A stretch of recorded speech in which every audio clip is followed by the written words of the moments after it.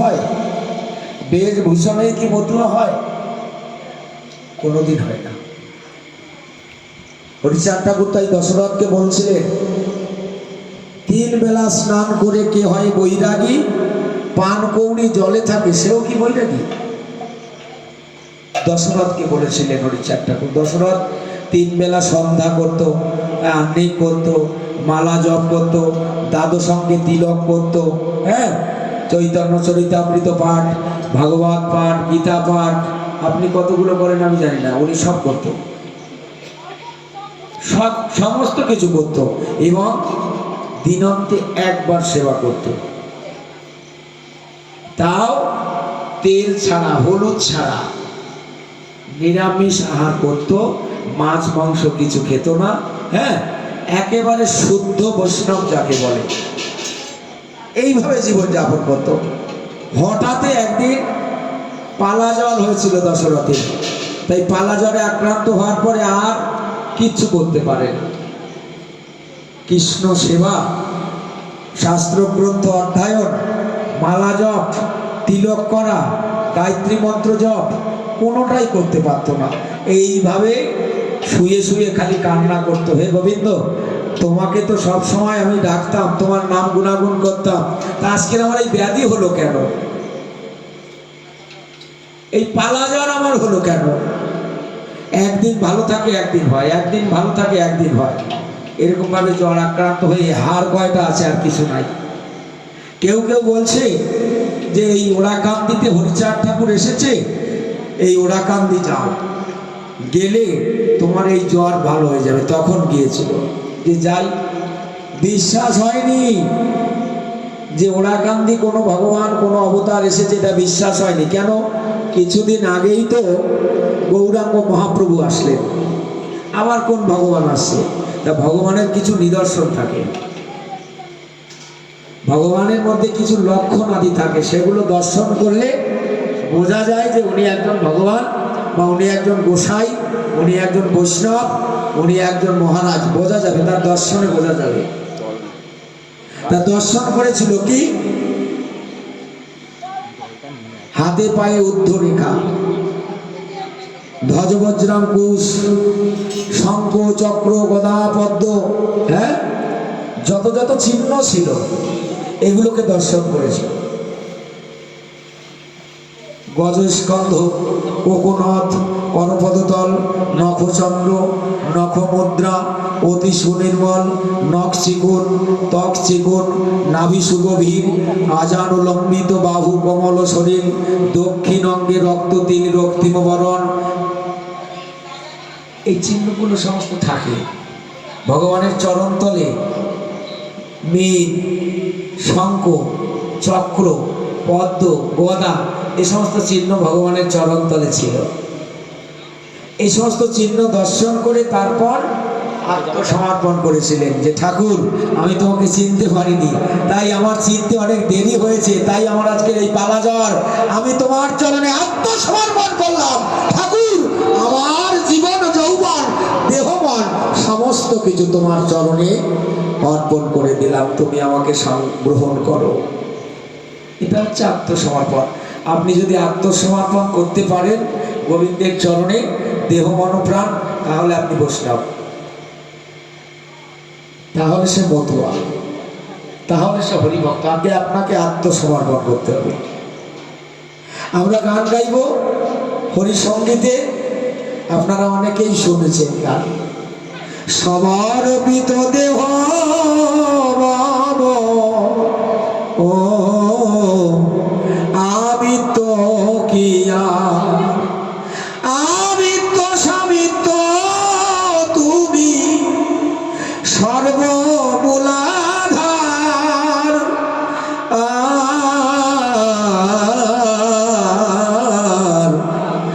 আবিত্ত কিয়া সমর্পিত দেহ ও আমিত্ব কিয়া। আমরা গান গাই, অনেকে আসরে দাঁড়িয়ে গান গাই, কিন্তু গানের মর্ম অর্থটা বুঝি না, যে গানের ভাষায় কি বলতে চাইছে এইটা কিন্তু বুঝতে চেষ্টা করি যে সমর্পিত দেহ আমার সমর্পণ করেছি তোমার চরণে, আমার আর কোনো আমিত্ব নেই, আমার মধ্যে কোনো অহংকার, হিংসা, কাম, কামনা এগুলো নেই, এগুলো থাকবে না। আপনি যদি সমর্পিত ভক্ত হন তাহলে আপনার মধ্যে এগুলো থাকবে না, এগুলো সব তাকে দেওয়া হয়ে গেছে। তাহলে সমর্পিত ভক্ত হলেই একজন মতুয়া হবে, সমর্পিত ভক্ত হলে একজন বৈষ্ণব হবে। তাহলে ধার্মিক, যিনি খাঁটি ধার্মিক, তার লক্ষ্য, তার চলা, তার বলা সমস্ত কিছু আলাদা থাকবে। সাধারণ মানুষের সঙ্গে মিশবে না, কিন্তু বুঝবে, সাধারণ মানুষ যেভাবে চলে সেই মানুষটা কি সেইভাবে চলে? এই যে বাবু, উনি যেভাবে এই সভায় এসছে আর আপনার যে পরিবেশ, আপনি যেভাবে আসেন, দুইজনের মধ্যে আলাদা ভাব আছে না? উনি এসে ধুতি পরে, পাঞ্জাবি পরে, আপনি আসেন প্যান্ট শার্ট পরে, তাহলে দুইজনের মধ্যে বেশের ব্যবধান আছে তো। তাহলে এইরকম গাড়িটা সমাগম হবে, গাড়ি এক একজনের মধ্যে লক্ষ্য করলে বোঝা যাবে যে ইনি একজন বৈষ্ণব, বা ইনি একজন ভক্ত, বা ইনি একজন সাধু, তার দর্শনে বোঝা যাবে। তাহলে ধার্মিক, যিনি ধর্মকে ধরে রেখেছে তিনি একজন ধার্মিক। আপনি সৎ বস্তুকে ধারণ করবেন, সৎ আদর্শকে ধারণ করবেন, সৎ নীতিকে ধারণ করবেন, সৎ পথকে ধারণ করবেন, তাহলে আপনি ধার্মিক। আপনার কথা, আপনার চলা, আপনার বলা সমস্ত কিছু ধর্মপরায়ণ হবে, তাহলে আপনি একজন ধার্মিক। হরিচাঁদ ঠাকুর এই জায়গায় বললেন কি, জীবে দয়া নামে রুচি মানুষেতে নিষ্ঠা, ইহা ছাড়া আর যত সব ক্রিয়া ভ্রষ্টা। চৈতন্য মহাপ্রভু বললেন জীবে দয়া নামে রুচি বৈষ্ণব সেবন, ইহা ছাড়া ধর্ম নাই, শুনো সনাতন। সনাতনকে বললেন জীবে দয়া করো, তাহলে তোমার নামে রুচি হবে, আর নামে রুচি হলেই তুমি বৈষ্ণবের সেবা করো। মহাপ্রভু বললেন, হরিচাঁদ ঠাকুর বললেন জীবে দয়া নামে রুচি মানুষেতে নিষ্ঠা। কে বৈষ্ণব কে মতুয়া তোমার দেখার প্রয়োজন নাই, তুমি মানুষকে ভালোবেসে যাও, এটা তোমার ধর্ম, তুমি মানুষকে ভালোবাসো, প্রত্যেকটা মানুষকে তুমি শ্রদ্ধা করবে। দেখুন হরিচাঁদ ঠাকুর কি বলেছে, আমরা কয়জনে মেনে চলি এইটা দেখবেন খালি, যে কয়জনে মেনে চলছে। হরিচাঁদ ঠাকুর বলছে মানুষকে ভালোবাসো, প্রত্যেকটা মানুষের মধ্যে সেই মানুষ কোথায় আছে? ভক্তের কাছে মিশে গেছে সরদলে, তাহলে মানুষ তো তার মধ্যেই আছে। সেই মানুষ কোন মানুষ? বহু সুন্দর মানুষ, শ্রীহরি মানুষ, সেই ভগবান যিনি, তিনি তো মানুষ রূপে এসেছিল, তাহলে সেই মানুষ কোথায় আছে? ভক্তের কাছেই তো আছে, এবং মিশে গেছে কোথায়? সরদলে। তাকে খুঁজতে আপনার বাইরে কোথাও যেতে হবে না, আপনার ভিতরেই তিনি আছেন। তাহলে তাকে খুঁজতে গেলে আপনার আগে গুরুর কাছ থেকে জানতে হবে কিছু তত্ত্ব কথা, কিছু আত্মতত্ত্ব জানতে হবে। দীক্ষা গুরু আমার কে? দীক্ষা গুরু আমার কৃষ্ণ স্বরূপ, শিক্ষা গুরু নাই, যাহার কাছে বৃন্দাবনের ভজন তত্ত্ব পাই। এই জন্য আমরা বৈষ্ণব মতে বলে থাকি যে দীক্ষা গুরু এবং শিক্ষা গুরু।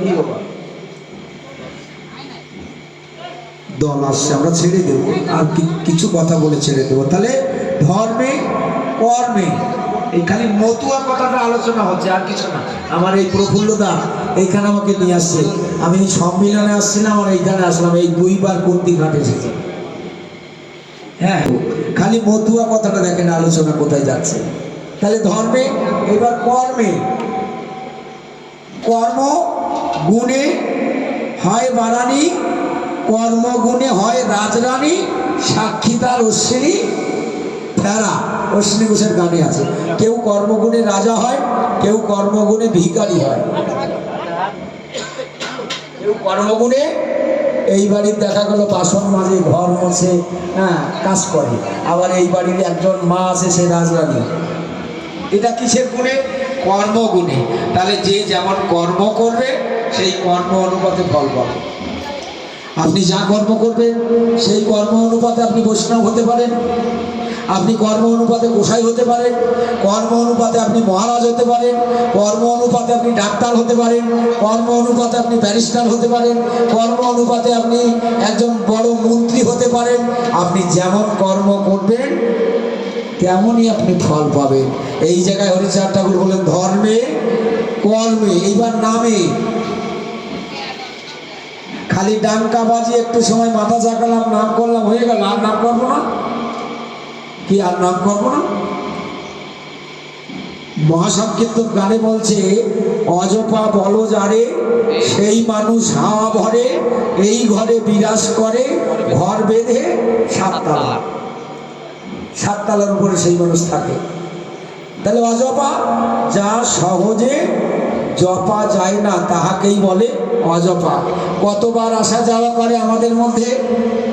21,620 বার যাওয়া আসা করে আমাদের প্রত্যেকের দেহের মধ্যে। হ্যাঁ, কবি রসরাজ তারক গোসাই গানের মধ্যে বলছে, অজপা বলো যারে সেই মানুষ হাওয়া ঘরে, এই বিরাজ ঘরে বিরাজ করে ঘর বেঁধে সাততলা। তারে কেউ না দেখি, কেউ না চিনি, বাধ্য করে কেউ না রাখি, পলকে দেয় গো ফাঁকি, শরী কিনা শরিকালা। তাকে কেউ বাধ্য করে আমরা রাখতে পারি না। যে যতই বড় কথা বলি না কেন, বাধ্য করে রাখতে গেলেই আপনাকে সাধক হতে হবে, যোগ সাধনা করতে হবে। আপনি সাধন বলে আপনার এই শ্বাস প্রশ্বাসকে যত কন্ট্রোলে আনতে পারবেন, 1 আঙুল 2 আঙুল করে আপনি যত কমাতে পারবেন, তাহলে আপনি অজপার সঙ্গে জপ করতে পারবেন। আপনার মধ্যে একজন আছে, তাকে জাগাতে হবে। তাকে জাগাতে পারলে সে আপনার ভিতরে বসে বসে নাম জপ করবে, আপনার আর নাম জপ করতে হবে না। কিন্তু সেটা তো সহজে হবে না, সেটা করতে গেলে আপনাকে সাধনা করতে হবে। হ্যাঁ, ভিতরে যারা আছে তাদেরকে জাগৃত করতে হবে, তাদেরকে জাগাতে হবে। কুণ্ডলিনী শক্তিকে জাগাতে হবে। মূলাধার চক্রে যিনি মা আদ্যা শক্তি, মহামায়া কুলকুণ্ডলিনী শক্তি, তাকে জাগৃত করতে হবে। তাকে জাগাতে পারলে আপনার ভিতরে, আমার ভিতরে অলৌকিক শক্তি এসে ধরা দেবে। আর তখন আপনি তার কৃপা সান্নিধ্য পাবেন। তখন আপনি স্বপ্নে গোবিন্দকে দর্শন করতে পারবেন। তখন আপনাকে রাধা কৃষ্ণ এসে দেখা দেবে, তখন এসে শান্তি হরি দেখা দেবে। তখন আপনি খেতে শুতে বসতে সব সময় তার নামে মাতোয়ারা থাকবেন, তার নামে মত্ত হয়ে যাবেন। হরি বল, হরি বল, হরি বল, হরি বল, হরি বল, হরি বল। এই মতুয়া শব্দের ব্যাখ্যা আমরা অল্প সময়ের মধ্যে করলাম। জয় জয় শক্তি হরি, রাধা কৃষ্ণ প্রেমানন্দে একবার হরি হরি বল। জয় জয় সাধুগুরু বৈষ্ণব প্রেমানন্দে হরি ধ্বনি বলো, হরি বল। আমরা এখানে বিশ্রাম।